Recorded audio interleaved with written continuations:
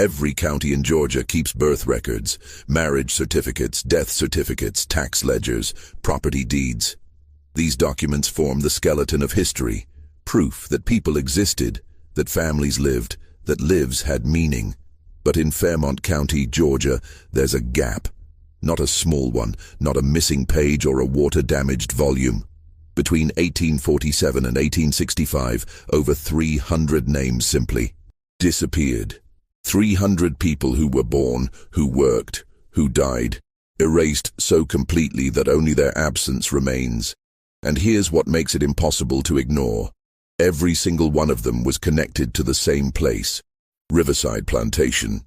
The estate itself still stands today, converted into a historic site with manicured gardens and guided tours. But ask about the families who lived there, who built those brick walls and tended those fields, and you'll find something disturbing. The official record falls silent, as if those souls never drew breath. This is the story of how an entire community was methodically removed from history, and why someone went to such extraordinary lengths to make sure they stayed forgotten. Thomas Hargrave wasn't looking for a mystery when he inherited his grandmother's house in 1962. He was a 28-year-old junior professor of American history at Emory University, specializing in Reconstruction-era economics. His grandmother, Eleanor Hargrave, had passed away at 91, leaving him her modest home on the outskirts of Fairmont County and a cluttered attic full of 8 decades worth of collected papers, photographs, and correspondence. Thomas drove down on a humid Saturday in June, windows rolled down, radio playing softly. He'd loved his grandmother, a sharp-minded woman who'd taught elementary school for 40 years and never missed a Sunday at First Baptist Church. She'd raised him after his parents died in a car accident when he was 7. The house held good memories, summer visits, sweet tea on the porch, her stories about growing up in rural Georgia. But Eleanor had also been a hoarder of paper. Every letter, every receipt, every church bulletin, she'd kept it all, organized in boxes labeled with her careful handwriting. Thomas spent the first week sorting through the parlor and bedrooms, setting aside items for donation, packing up kitchen goods. The attic he saved for last. When he finally climbed the narrow stairs on the following Saturday, pulling the cord to switch on the single bulb, he found exactly what he'd expected. Towers of cardboard boxes, an old dressmaker's mannequin, stacks of National Geographic magazines, a steamer trunk. What he didn't expect was the leather case. It sat on a high shelf, partially hidden behind a hat box. Dark brown, about the size of a briefcase, with tarnished brass clasps. The leather was cracked with age, but still intact. Thomas pulled it down, blew off the dust, and opened it. Inside were documents, old documents. Some on parchment, some on yellowed paper, all carefully organized in folders tied with ribbon. The first folder was labeled in faded ink. Riverside Plantation, Estate Records, 1835, 1866. Thomas felt his pulse quicken. As a historian, he knew the value of primary sources. Plantation records from the antebellum period were rare, often destroyed during the war or lost to time. This was a genuine find. He carried the case downstairs, cleared the dining table, and began to examine the contents.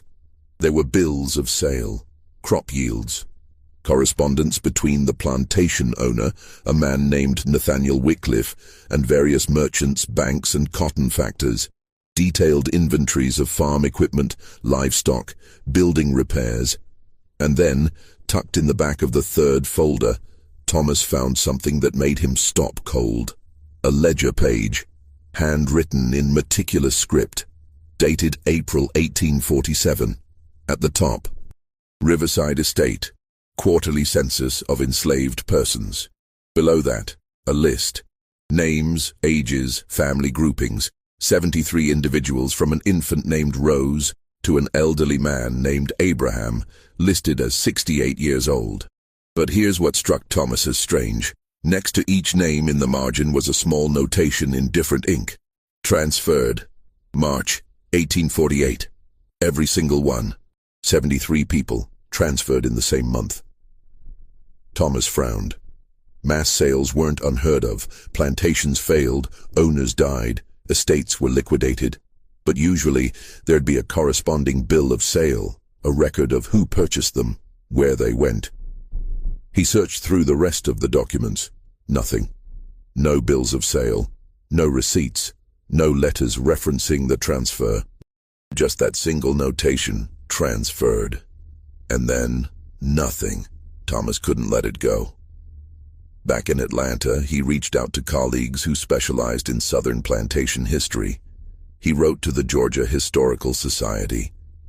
He sent inquiries to the Fairmont County Clerk's office, requesting access to property records, tax assessments, anything that might shed light on what happened to those 73 people. What came back puzzled him even more.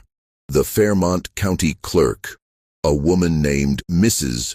Dunlap, responded with a polite but firm letter stating that while general records were available, certain documents related to Riverside Plantation were restricted due to ongoing legal complications regarding property boundaries and heir disputes. Thomas found this odd. The plantation had been converted into a state historic site in 1953. What legal complications could there be a decade later? He drove back to Fairmont County and visited the clerk's office in person. Mrs. Dunlap was a severe woman in her 60s, gray hair pulled into a tight bun, reading glasses on a chain. She received Thomas in a small office that smelled of old paper and lemon polish. "Dr. Hargrave," she said, consulting a notepad, "you're requesting records related to Riverside Plantation from 1847 to 1865. That's correct. May I ask the nature of your research?" Thomas explained his academic interest, his discovery of the ledger in his grandmother's attic, the mysterious transfer notation. Mrs. Dunlap's expression didn't change, but her fingers tightened slightly on her pen. "I'm afraid those records are not available for public viewing." "But you said there are legal complications. What kind?" "I'm not at liberty to discuss ongoing legal matters." "Mrs. Dunlap, these are historical documents. They belong in the public record, under Georgia law." "I'm aware of the law, Dr. Hargrave." Her voice had gone cold. "And I'm telling you those files are sealed. If you wish to challenge that determination, you're welcome to file a formal request with the county attorney." Thomas left frustrated but undeterred. He filed the formal request. 6 weeks later, it was denied without explanation. So he tried a different approach. Thomas began working backward through public records that were accessible. He started with the 1850 federal census, the first census to record enslaved people by name in some cases, though most were still listed only by age and sex under the slaveholder's name. He found Nathaniel Wycliffe's entry easily. Wycliffe, age 49, listed as a planter. Property value, substantial. The census recorded his household as including his wife, Margaret, 3 children, and a white overseer. Below that, under slave schedule, no entries. 0 enslaved persons listed. Thomas checked the date, June 1850. According to the ledger from his grandmother's attic, 73 people had been transferred in March 1848. So it made sense that Wycliffe wouldn't list them in 1850. They were gone. But here's what didn't make sense. Thomas pulled the 1840 census. In 1840, Riverside Plantation had listed 61 enslaved persons. By 1847, the private ledger showed 73. Then in 1848, they were all transferred. And in 1850, Wycliffe listed 0. But when Thomas checked the 1860 census, something impossible appeared. Nathaniel Wycliffe, now listed as 59 years old, showed 82 enslaved persons on his property. 82. Where had they come from? If Wycliffe had sold off his entire workforce in 1848, how did he rebuild to an even larger number by 1860? And why was there no record of purchases in between? Thomas cross-referenced with county tax records, public documents that couldn't be sealed. The 1848 tax assessment for Riverside listed property value, but no enslaved persons. The 1849 assessment, same. 1850 through 1856, same. Then suddenly in 1857, the tax assessment jumped. Riverside was now being taxed for 79 enslaved individuals. By 1860, that number was 82. It was as if an entire workforce had appeared out of nowhere. And here's the detail that made Thomas's blood run cold. In the 1860 slave schedule, the ages didn't match any logical pattern. If these were purchased slaves, you'd expect a range of ages. People bought from different sources at different times. But the age distribution at Riverside was unusual. Clusters of children aged 10-13, young adults aged 22-25, and a handful of elders around 60. Almost as if a community had simply skipped a decade of aging. Thomas needed another source, something outside official government records. He turned to church registries. Plantation owners in the antebellum South often required enslaved people to attend services. Baptisms, marriages, and deaths were sometimes recorded in church ledgers, even if they weren't documented by the state. Fairmont County had 3 churches operating in the 1840s. 2 had lost their records in a fire during Sherman's March. But the 3rd, Fairmont Methodist Episcopal Church, had preserved its records in a fireproof vault. Thomas visited on a Tuesday afternoon. The current minister, Reverend Polk, was a friendly man in his 50s who welcomed academic research. "We don't get many historians," Polk said, leading Thomas to a back room. "Most people are genealogists looking for family connections." The ledgers were stored in acid-free boxes, surprisingly well preserved. Thomas started with the volume covering 1845-1855. He found entries for Riverside Plantation quickly. March 1847, baptism of infant Rose, daughter of Hannah, Riverside Plantation. June 1847, marriage of Samuel and Dinah, Riverside Plantation. November 1847, burial of Abraham, aged approximately 68, Riverside Plantation. Normal entries. Lives documented with the sparse dignity the church could offer. Then, in February 1848, there was something different, a mass baptism. 43 people, all listed as of Riverside Plantation, baptized on the same Sunday. The names were written in a hurried hand, as if the recorder was overwhelmed by the number. Men, women, children, all receiving the sacrament at once. And then, after March 1848, nothing. No more births at Riverside, no marriages, no deaths. For 9 years, the plantation simply vanished from the church record. Then, in January 1857, entries began again. Baptism of an infant, burial of an elderly woman, marriage of a young couple, all listed as of Riverside Plantation. But the names were different. None of the names from 1847 appeared in the 1857 entries. It was as if the entire population had been swapped. Thomas sat back, his mind racing. Reverend Polk noticed his expression. "Find something interesting? Reverend, do you have any correspondence from that period? Letters, notes from ministers, anything that might explain church activities?" Polk considered. "There might be some material in the archives. Let me check." He returned 15 minutes later with a thin folder. "This is what we have from Reverend Martin Hayes, who served here from 1843 to 1851. Thomas opened it carefully. Most were routine notes, sermon topics, visiting preachers, building maintenance. But near the back, he found a letter dated April 10th, 1848, addressed to the Bishop of the Methodist Episcopal Church, South. Thomas read it twice. "Your Grace, I write to request guidance on a matter of considerable spiritual distress. In recent weeks, I have been approached by members of the Riverside congregation expressing grave concerns regarding the whereabouts of their kin. Families have been separated without explanation, and when I sought clarity from Mr. Wycliffe, I was informed in no uncertain terms that church inquiry into his affairs was unwelcome. I am torn between my duty to my congregation and the constraints placed upon me by local custom. These souls came to the Lord's house seeking comfort, and I fear I have failed them. I await your counsel.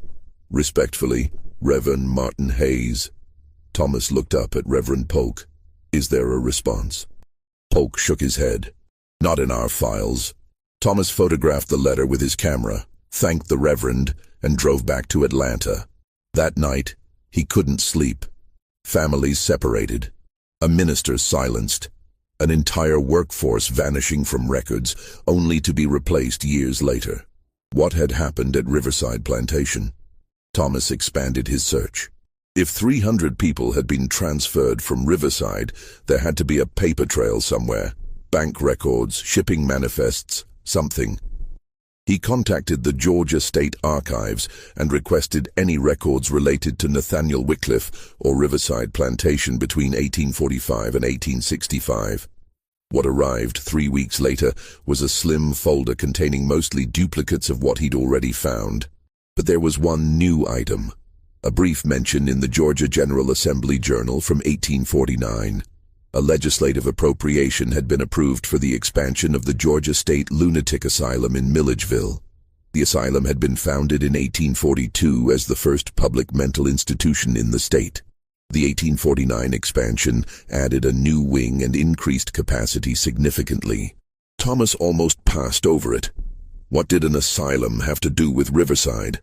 But then he noticed a footnote referencing a private endowment from Nathaniel Wycliffe, Fairmont County, for the construction of agricultural facilities.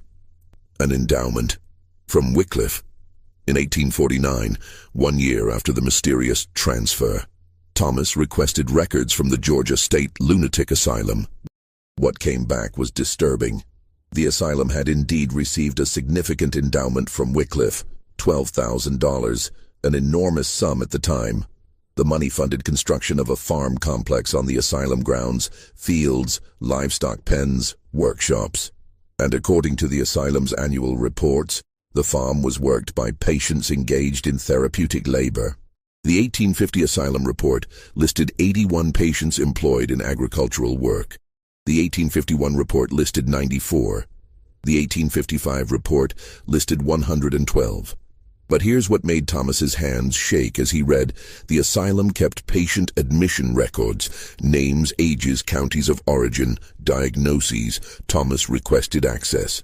The archive staff informed him that patient records were confidential under state law, even historical ones, unless he could demonstrate direct familial connection. He couldn't, but the asylum's annual statistical reports were public. Thomas combed through them. In the 1850 report, there was a breakdown by county of origin. Fairmont County, 68 patients. For a rural county with a total population of around 3,200, that number was statistically impossible. Mental illness didn't strike one county at 20 times the normal rate, unless those weren't patients. Thomas felt ice in his stomach. Thomas needed proof. He reached out to a colleague at the University of Georgia, Dr. Patricia Chen, who specialized in the history of mental institutions in the South. Over lunch in Athens, he explained what he'd found. Patricia listened, her expression growing more serious. "Thomas, what you're describing sounds like a diagnostic loophole," she said. In the 1840s and 50s, the definition of insanity was flexible, especially when it came to enslaved people. "What do you mean?" "There was a diagnosis called drapetomania, literally the disease that causes slaves to run away. Another one was dysesthesia ethiopica, supposedly caused laziness and disobedience. These were invented conditions used to pathologize resistance. You're saying enslaved people could be committed to asylums for not wanting to be enslaved?" Patricia nodded grimly. "In theory, yes, but it was rare because asylums cost money. Why pay to institutionalize someone when you could just punish them on your own property? Unless," Thomas said slowly, "you had another reason." "Like what?" Thomas pulled out his notes. "What if you needed to hide people, make them disappear from the public record, but still profit from their labor?" Patricia's eyes widened. That's diabolical. An asylum would be perfect. They're closed institutions, no public access. Patients have no legal rights. And if you funded the asylum's farm operation, you'd have a steady supply of free labor that's completely off the books." "But what about the families? You said entire families vanished." Thomas had thought about this. Families were units. If you wanted to erase someone's existence, you couldn't just take the adults.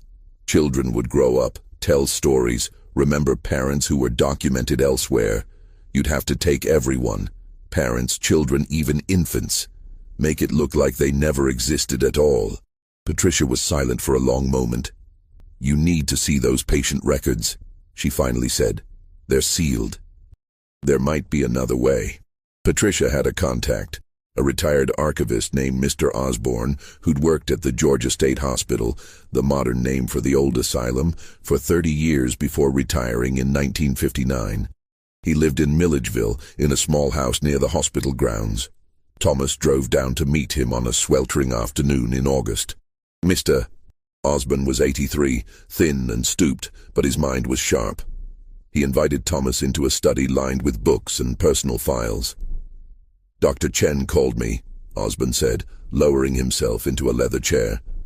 "Said you're researching the old asylum farm." "Yes, sir. Specifically admissions from Fairmont County between 1848 and 1856. Osborne nodded slowly. "I remember those records." "You do?" "Hard to forget. When I first started working in the archives back in 29, I was cataloging patient files from the 1840s and 50s.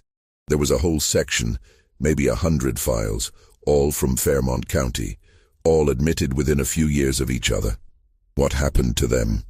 Osborne's face darkened. "They were removed." "Removed? By who?" "Hospital administration." This was around 1931. "Said there was a legal request from descendants, something about privacy. The files were packed up and sent to the state attorney general's office." He paused. "But here's the thing. I'd already read some of them." Thomas leaned forward. "What did they say?" Osborne stood slowly, walked to a filing cabinet, and pulled out a worn notebook. "I kept notes. Wasn't supposed to, but something felt wrong about those cases." He handed the notebook to Thomas. The pages were filled with Osborne's careful handwriting.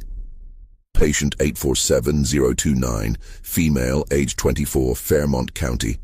Diagnosis, moral deficiency and hereditary melancholia. Admitted March 1848.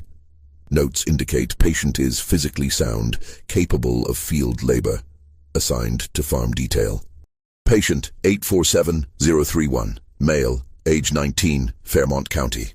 Diagnosis, idleness and resistance to discipline. Admitted March 1848. No evidence of mental disturbance. Assigned to farm detail.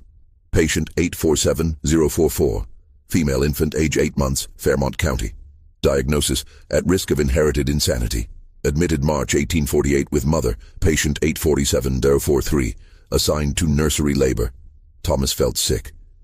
An 8-month-old baby, diagnosed as insane. "Mr. Osborne, these people weren't patients." "No," Osborne said quietly. "They weren't. Did your notes say anything about who committed them?"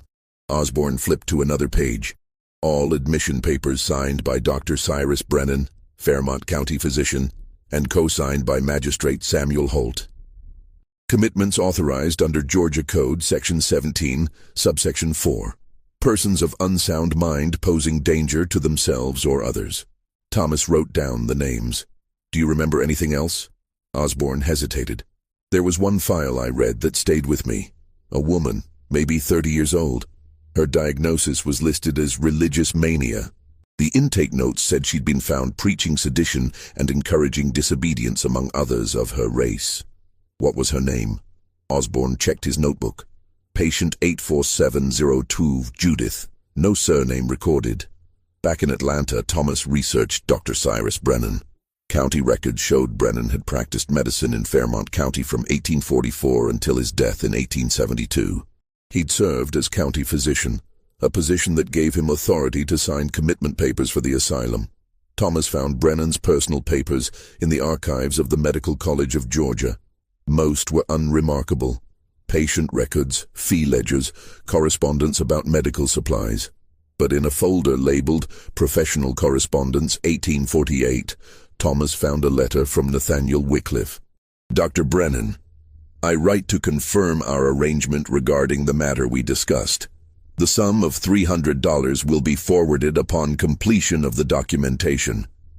I trust your discretion in this affair, as the reputation of my estate and the stability of our community depend upon it. The individuals in question pose a risk, as you know, and their removal to the state facility serves both public safety and Christian charity. Yours in confidence, Nathaniel Wycliffe. Thomas read it 3 times. It was carefully worded, nothing explicitly incriminating. But the meaning was clear. Wycliffe had paid Brennan to falsify commitment papers. But why?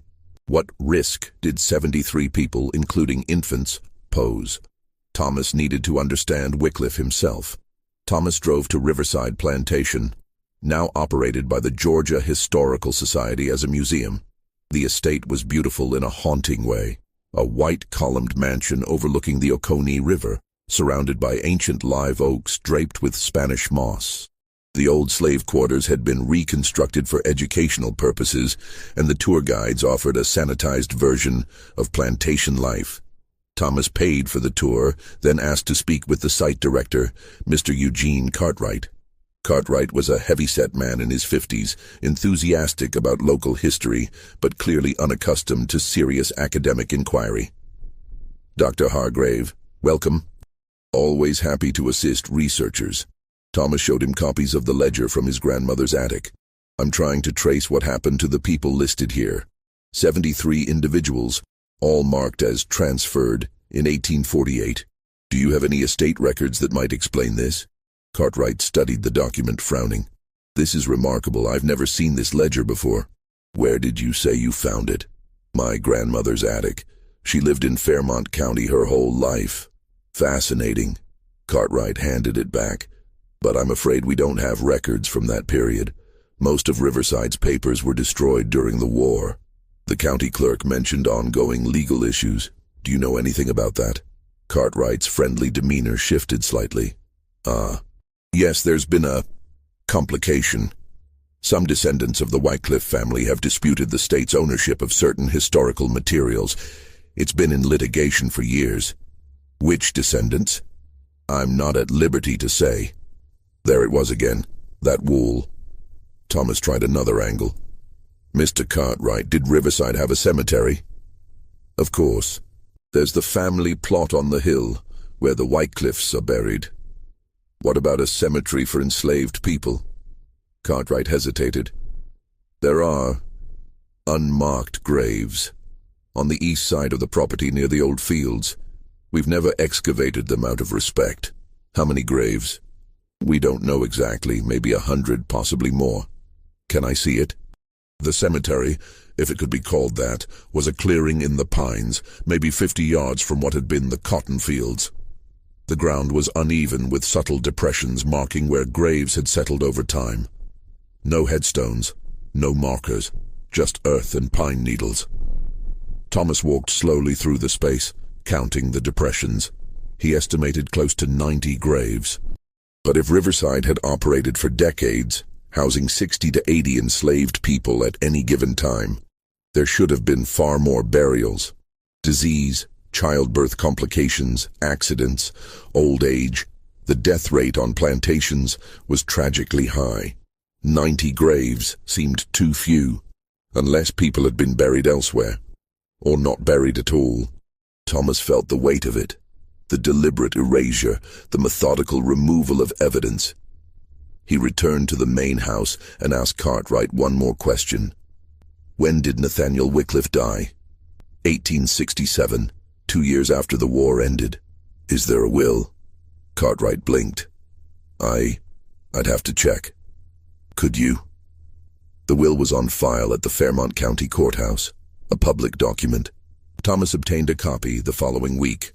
It was a standard document for the time, distribution of property to Wycliffe's widow and 3 surviving children, provisions for debts to be paid from the estate. But there was a clause near the end that made Thomas stop breathing.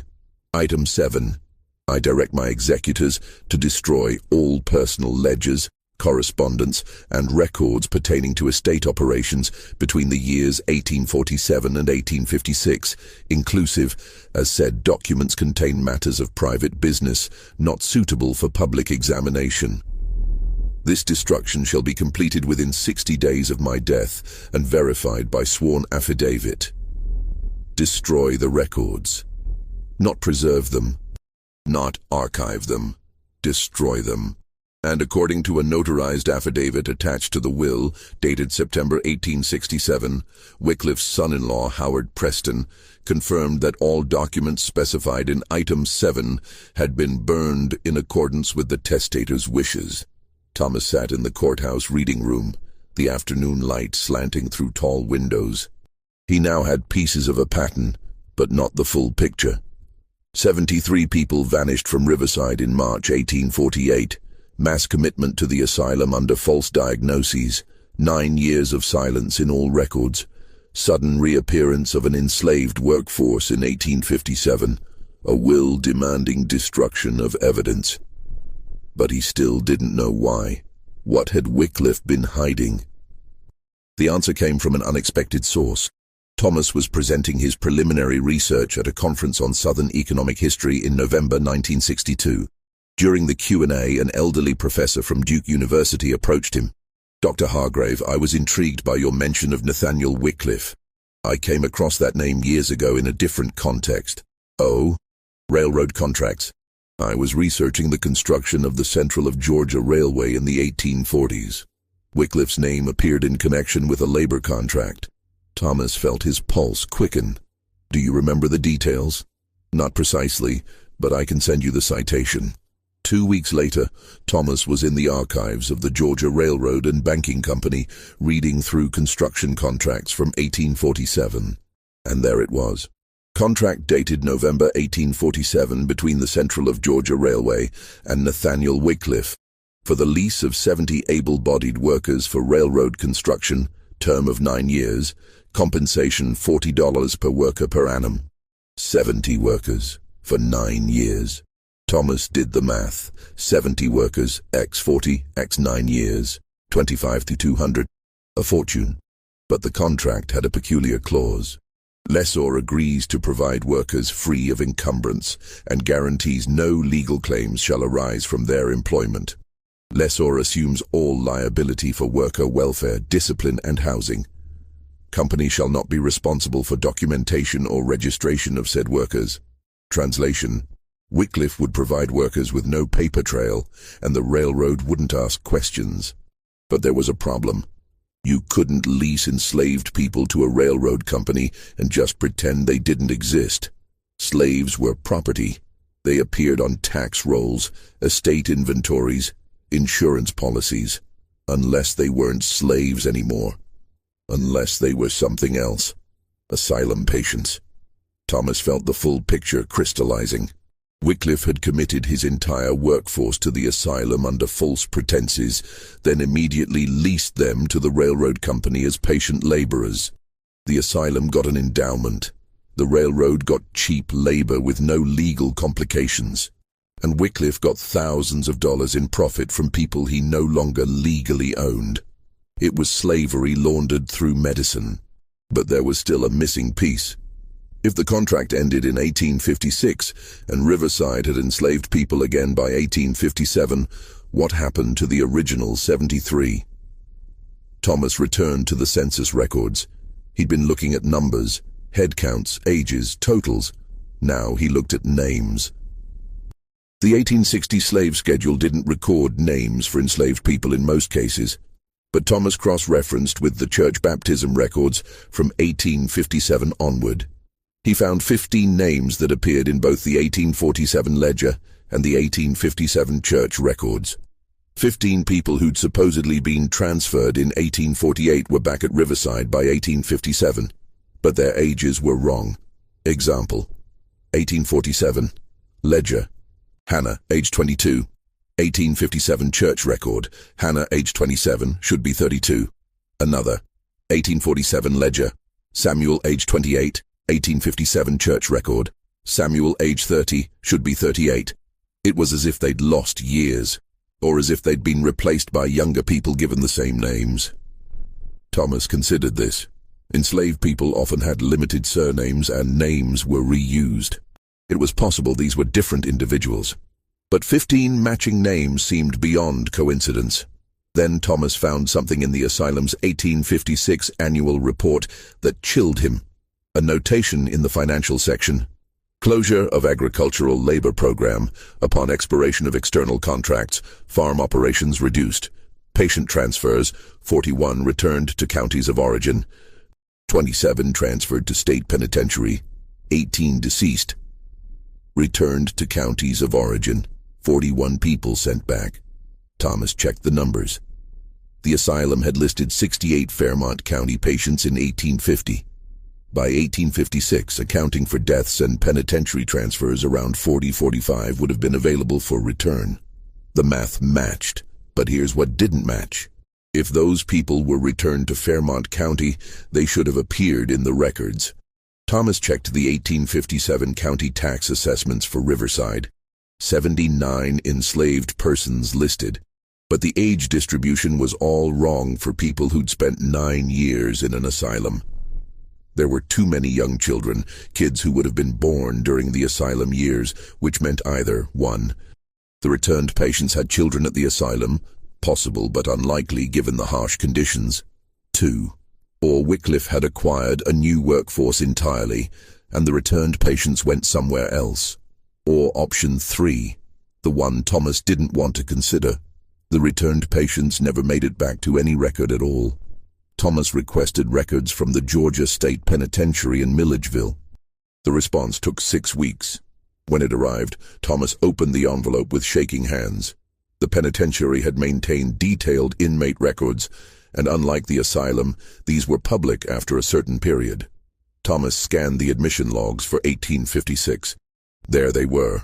27 inmates, all transferred from the Georgia State Lunatic Asylum in December 1856.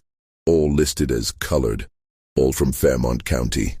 Their crimes were listed as vagrancy, refusal to labor, disturbing the peace, incitement. Prison sentences, 20 years, 20 years for vagrancy.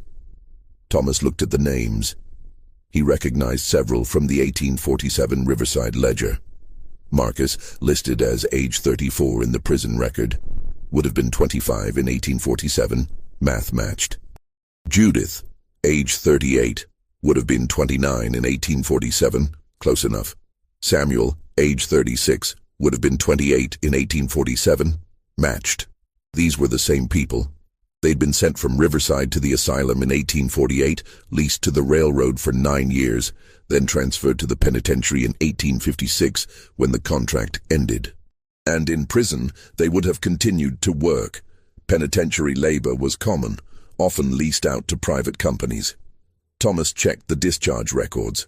Of the 27 transferred from the asylum, 11 died in custody between 1857 and 1864. 14 were listed as released in 1865, released.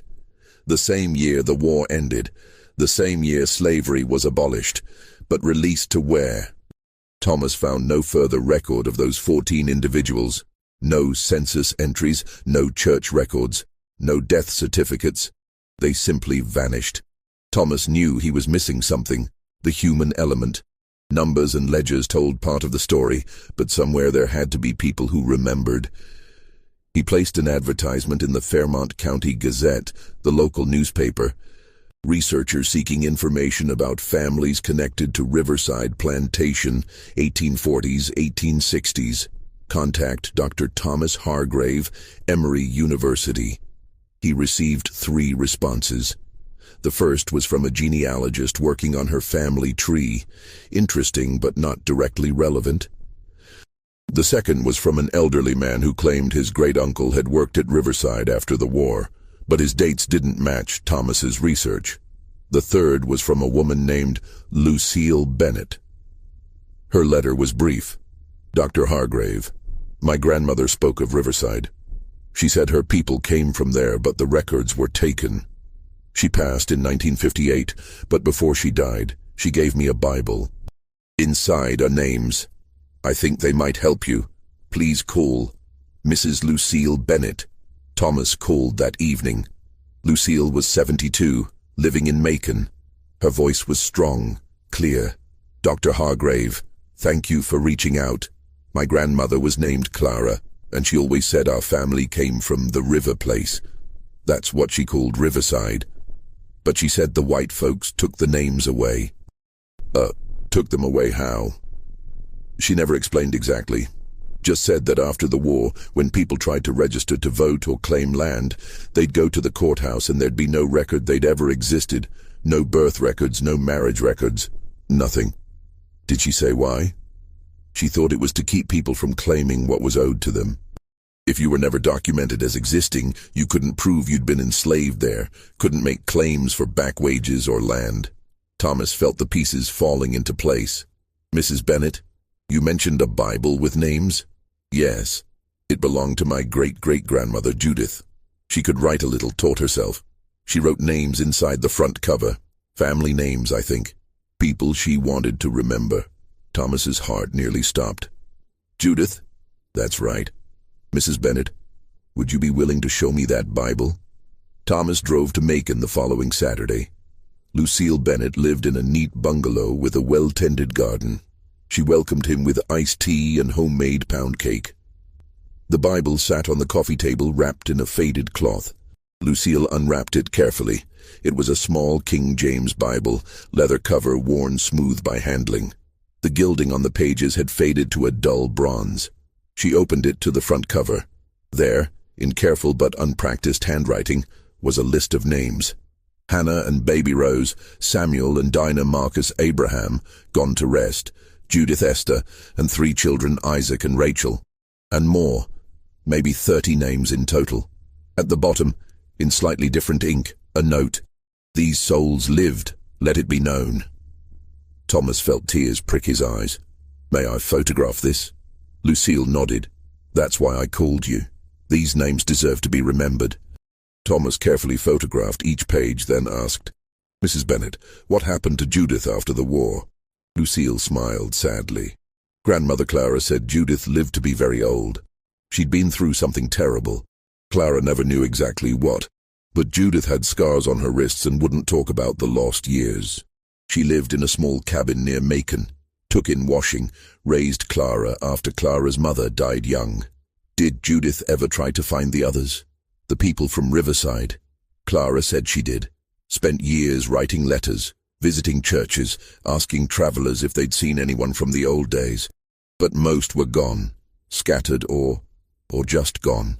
Thomas showed Lucille his research. The asylum records, the railroad contract, the penitentiary transfers. Lucille listened, her face growing drawn. So they were worked twice, she said quietly. Once as slaves, then again as prisoners. I think some of them survived, Thomas said. 14 were released in 1865. Judith was one of them. And the others? I don't know. That's what I'm trying to find out. Thomas returned to his research with renewed focus. 73 people had been committed to the asylum. 27 were transferred to the penitentiary. That left 46 unaccounted for from the asylum's 1856 records. The asylum report had said 41 returned to counties of origin. But Thomas could only find evidence of 15 returning to Riverside based on matching names in later records. Where were the other 26? He went back through the asylum's annual reports, looking for mortality data. The asylum reported deaths each year, but the numbers were aggregated. No names, no details. However, in the 1851 report, there was an unusual spike. Patient deaths, 1851. 34, primarily from typhoid fever outbreak in agricultural quarters. 34 deaths in 1 year. Thomas checked the asylum's total patient population in 1851, around 200. A death rate of 17% in a single year was catastrophic, far beyond normal even for an asylum. And agricultural quarters meant the farm workers, the people from Riverside. Thomas found a mention of the outbreak in a Milledgeville newspaper from August 1851. The state asylum reports an unfortunate contagion among patients employed in farm labor. Authorities assure the public there is no risk to the broader community. That was it. One paragraph. 34 deaths, dismissed in a single paragraph. Thomas wondered if anyone had even been notified. Did families back in Fairmont County know their loved ones had died? Were bodies returned for burial? He found the answer in the asylum's administrative records. Indigent patient burials, interred on hospital grounds in unmarked graves, no funds allocated for individual markers. They'd been buried at the asylum. Anonymous, forgotten. Thomas requested access to the old asylum cemetery. The Georgia State Hospital still operated in Milledgeville, though much reduced from its peak. The old cemetery was behind the modern buildings, a neglected patch of land surrounded by a rusted fence. Thomas visited on a cold morning in January 1963. A hospital administrator accompanied him, a younger man named Mr. Ridley, who seemed uncomfortable with the visit. "We don't usually allow access," Ridley said, "but given your research credentials." The graveyard was larger than Thomas expected. Rows of small, weathered stones, most illegible. Many graves had no markers at all, just depressions in the earth like the ones at Riverside. "How many burials?" Thomas asked. "We estimate over 1,000 from 1842 to around 1900. "Are there records of who's buried here?" Ridley shook his head. "Spotty at best. A lot of patients were admitted with no family contact, no next of kin. When they died, they were buried here." Thomas walked among the graves, looking for anything from 1851. He found a section with a few dated stones, 1849, 1850, 1852. But for 1851, the year of the typhoid outbreak, there were no individual markers.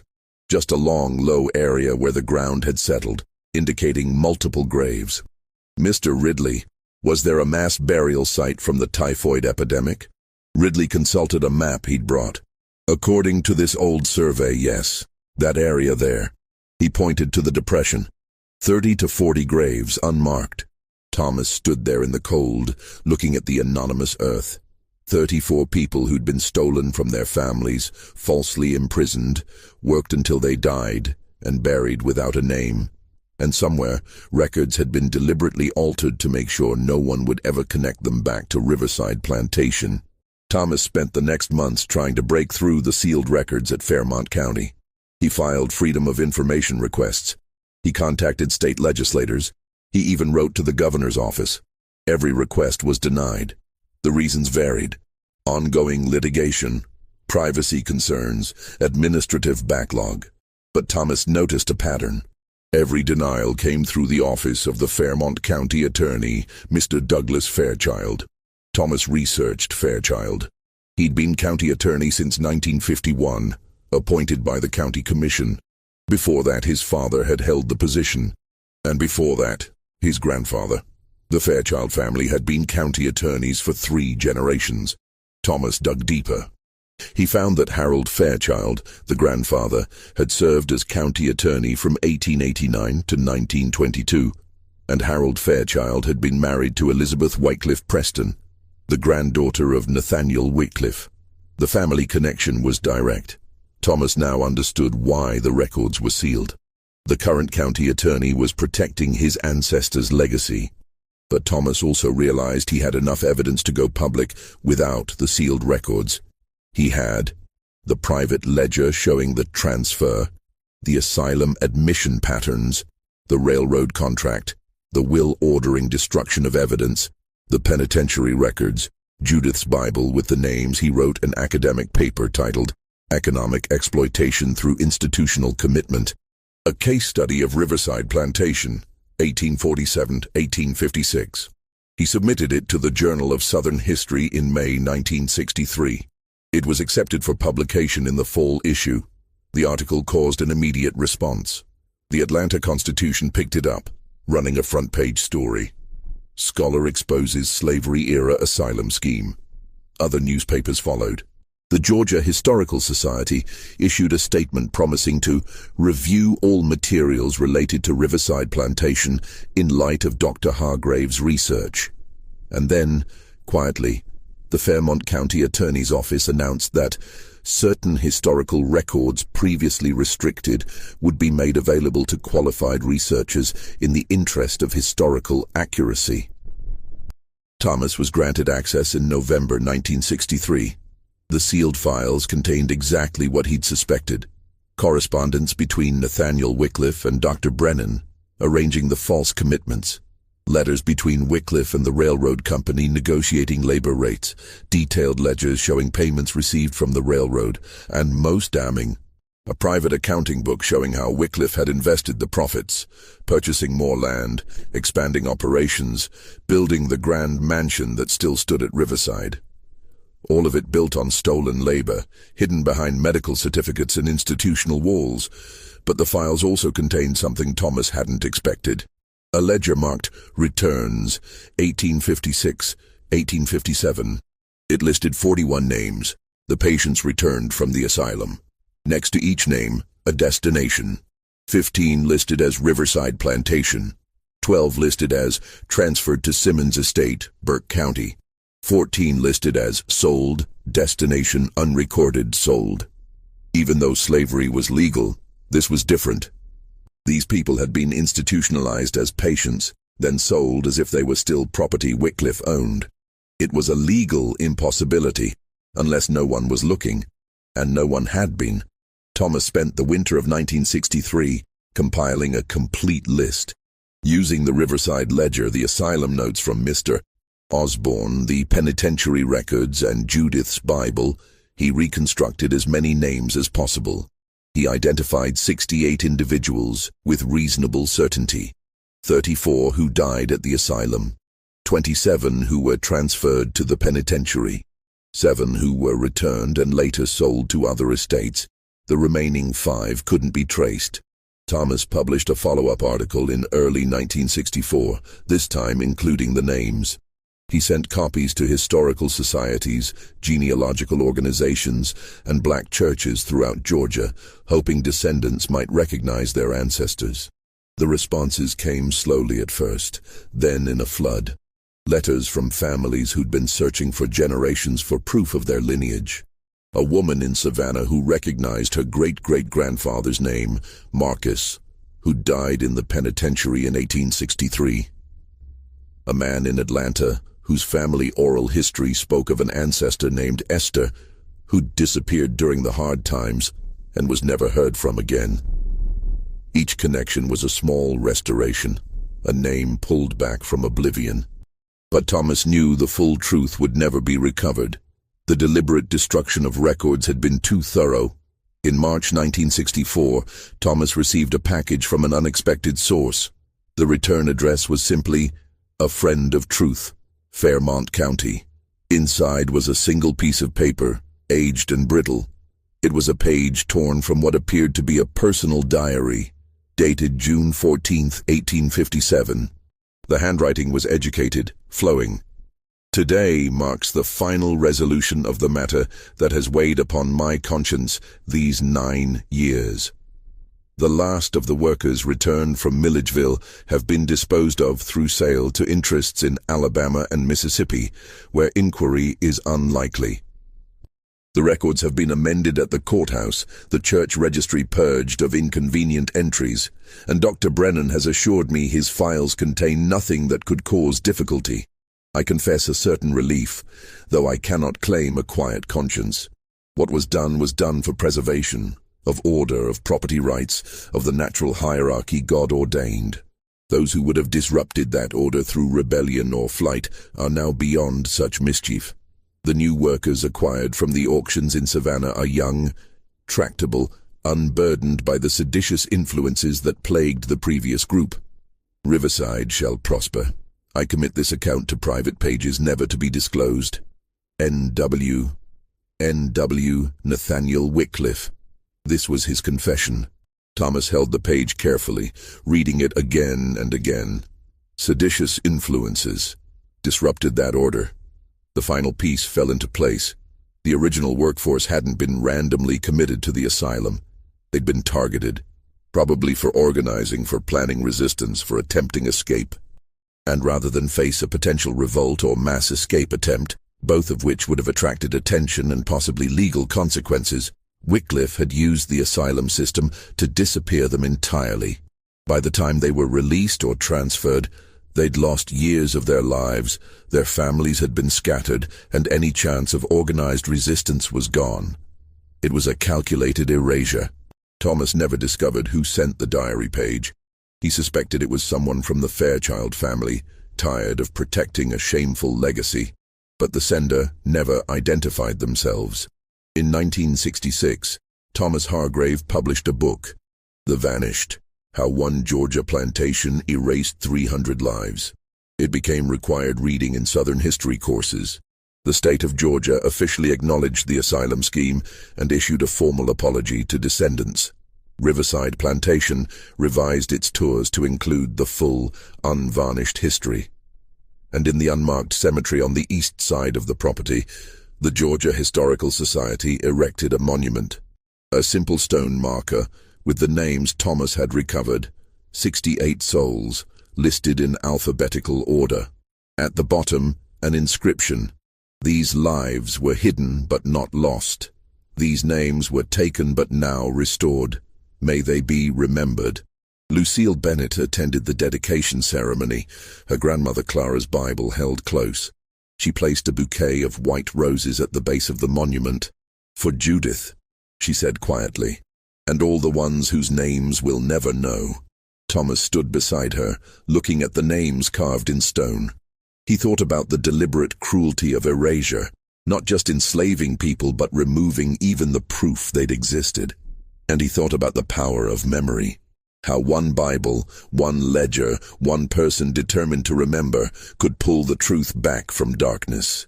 The wind moved through the pines, and for a moment Thomas could almost hear them. The voices that had been silenced, now speaking again through stone and ink. 300 people, not all named but no longer forgotten.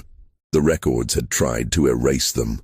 But history in the end remembered.